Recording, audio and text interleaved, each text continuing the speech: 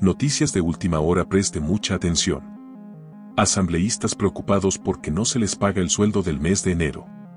La medida coincide con el debate del proyecto urgente que plantea el alza del IVA como medida para enfrentar dificultades de liquidez.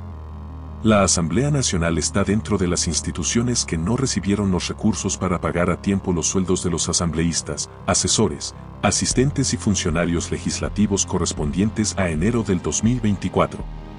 Algunos legisladores están preocupados porque sus cuentas, este 1 de febrero, no reflejan la transferencia mensual de su remuneración, que asciende a $4.759.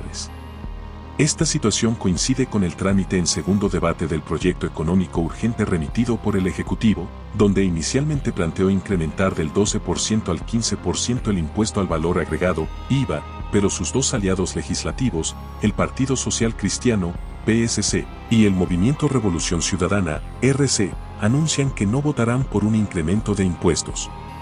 A esa posición se suman las legisladoras de Pachacutic y algunos asambleístas del Grupo de Independientes y de Gente Buena.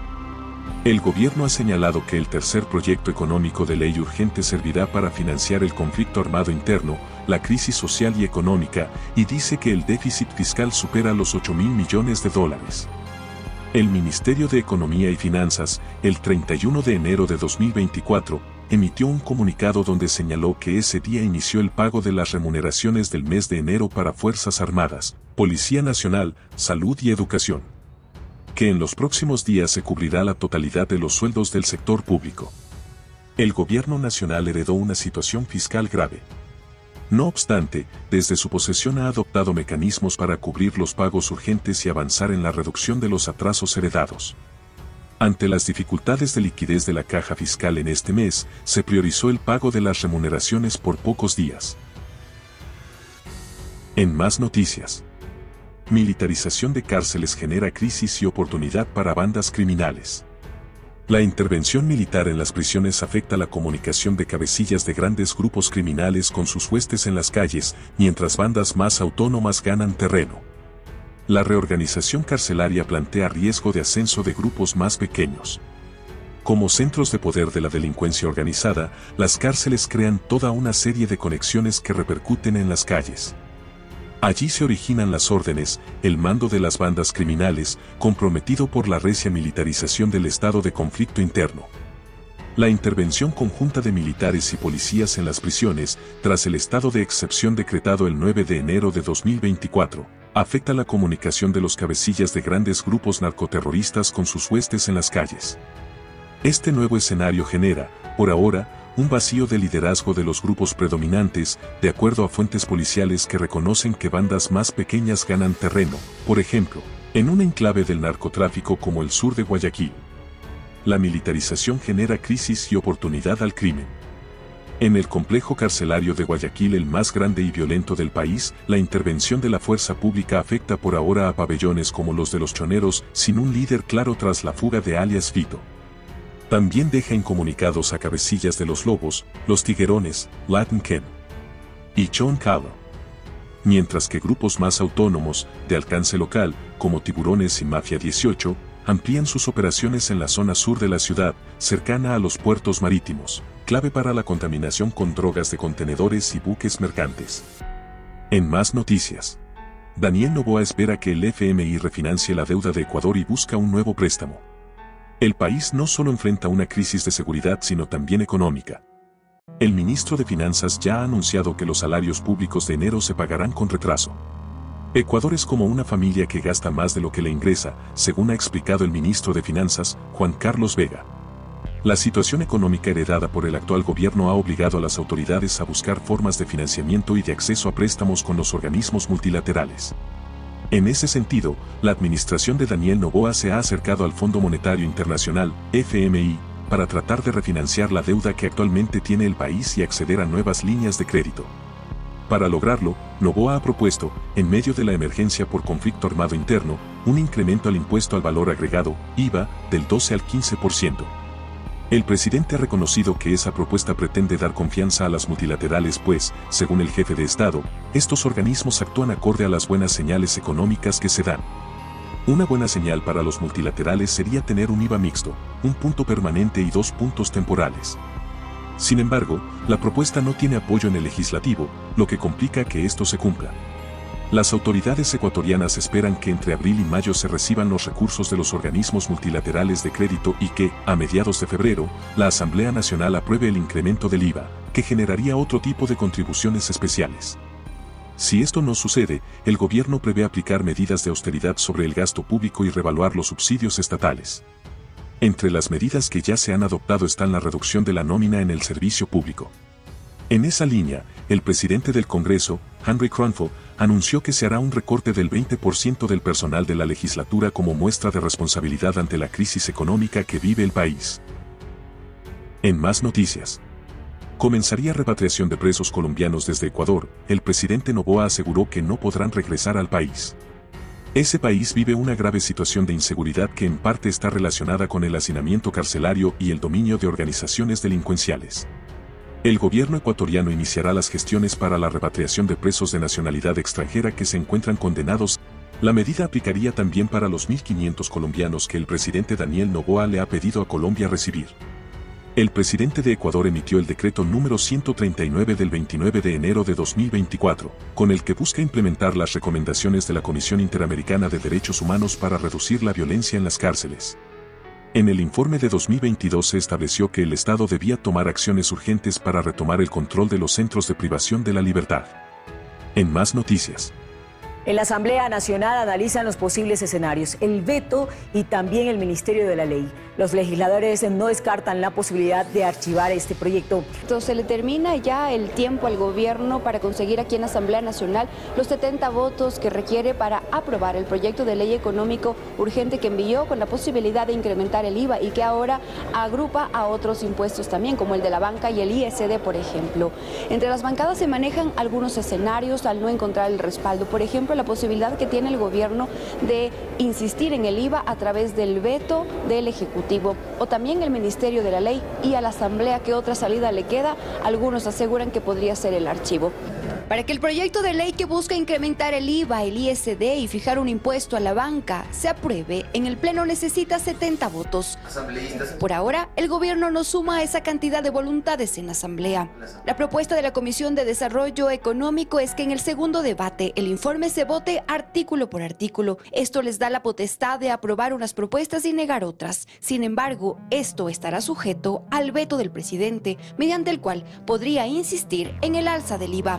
Claro, la Asamblea tiene la enorme responsabilidad de entregarle un texto bien elaborado al Ejecutivo.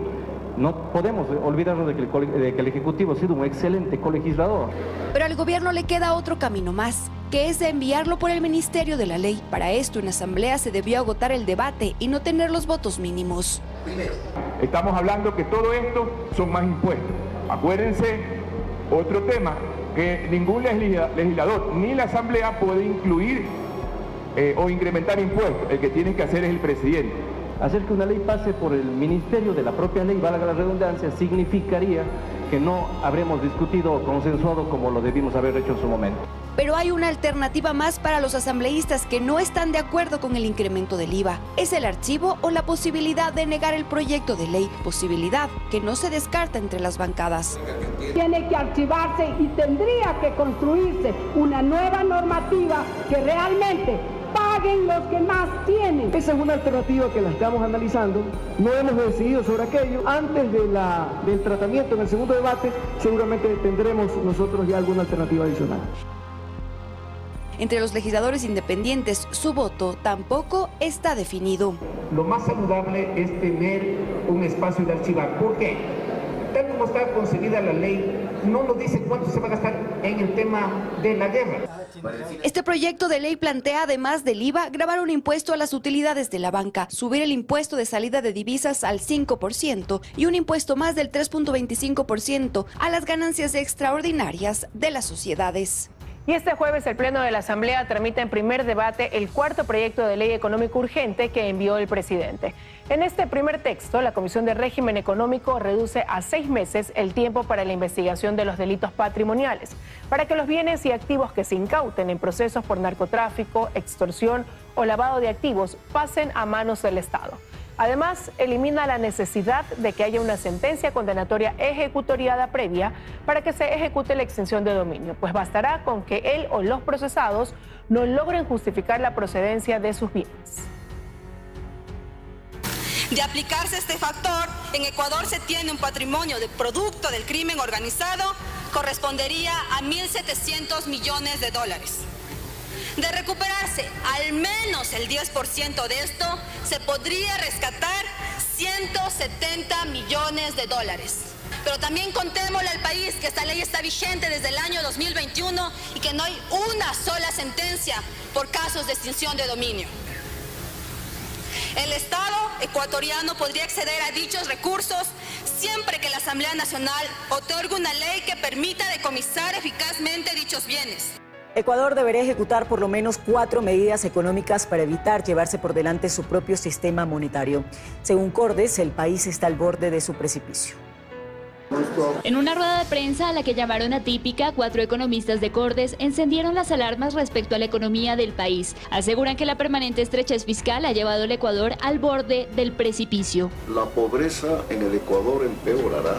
Quienes tienen trabajo podrán perderlo. La clase media disminuirá sus niveles de vida y los sectores populares resultarán muy afectados. Evitar dicha crisis se podría dar a través de 4 caminos. Que la Asamblea Nacional apruebe el aumento de la tasa del IVA del 12 al 15%, lo cual se debe complementar con una reducción significativa o eliminación del subsidio a los combustibles. Además, recortar el gasto en empresas públicas, IES y a su propio presupuesto. Finalmente, preparar una reforma integral a la seguridad social. Nos parece a nosotros que estamos en un barco que se hunde. Entonces no conviene hacer transacciones mezquinas, pequeñas. No es que el Estado va a necesitar un IVA del 15% por un año, por 2 años o por 3. No, va a necesitarlo para siempre. Debe acompañarse de medidas compensatorias para evitar un impacto en los hogares pobres. Caso contrario, apuntan que no solo se afectará a la economía, sino a la seguridad, a la salud y la educación, pues el Estado carecerá de recursos para cancelar sus obligaciones. La peor cosa que le puede ocurrir al Ecuador es que estos enemigos violentos a los cuales estamos enfrentando sepan que enfrentan a un Estado quebrado, que no va a poder sostener la lucha. De ahí que hacen un llamado tanto a la Asamblea Nacional, a los partidos políticos, a los empresarios e incluso al movimiento indígena, pues este momento requiere de unidad nacional. Desde el gobierno se analiza el futuro de 19 entidades públicas cuyo gasto burocrático anual es de cerca de 76 millones de dólares. Analistas aprueban esta acción, no obstante consideran que también podría ampliarse hacia otros ministerios y empresas del Estado. Se trata de 19 entidades que forman parte de la función ejecutiva y que anualmente representan un desembolso de 68 millones de dólares. Debido a esto, el gobierno se proyecta absorberlas y con ello reducir el gasto corriente que por años ha sido inflexible para el Estado, en un país que se encuentra a nivel de Latinoamérica en el segundo lugar con el 38% del mayor gasto público, tan solo por debajo de Brasil y por encima de la misma Argentina. En todas las instituciones hay roles importantes que deben ser asumidos por otras instituciones, pero también hay muchísima actividad burocrática inútil. Al racionalizar la estructura del Estado, vamos a lograr liberar recursos para lo que realmente le cambia la vida al ciudadano: seguridad, salud y educación. Acosta Burneo de igual forma agrega que esta medida debe ser tan solo la primera de otras de igual tipo, pues tan solo en 2 entidades como la Agencia de Regulación, Control y Vigilancia Sanitaria, ARCSA, y la de Regulación y Control de Energía y Recursos Naturales y No Renovables, representan para el gobierno un gasto en salarios de 25 millones de dólares. Hay que ir racionalizando y especialmente a nivel de las empresas públicas hay que acabar con aquellas empresas que pierden dinero. A esta optimización de recursos, el analista económico Segundo Camino añade que también ve factible mirar hacia otros ministerios. En el caso del Ministerio de Educación, tranquilamente pudiese absorber a la CENESID y de esta forma trabajar en conjunto como un único ente que se encarga de la educación. Pero asimismo aclara. No significa que los funcionarios tienen nombramiento, por ejemplo, vayan a ser eliminados de sus puestos de trabajo, sino que van a ser reubicados en las funciones de estas instituciones. El presidente Daniel Noboa, como parte de estas medidas de shock, ya liquidó la Secretaría de Seguridad Pública, una institución creada en agosto de 2022 y que solo fue ocupada por Diego Ordóñez. Involucrados en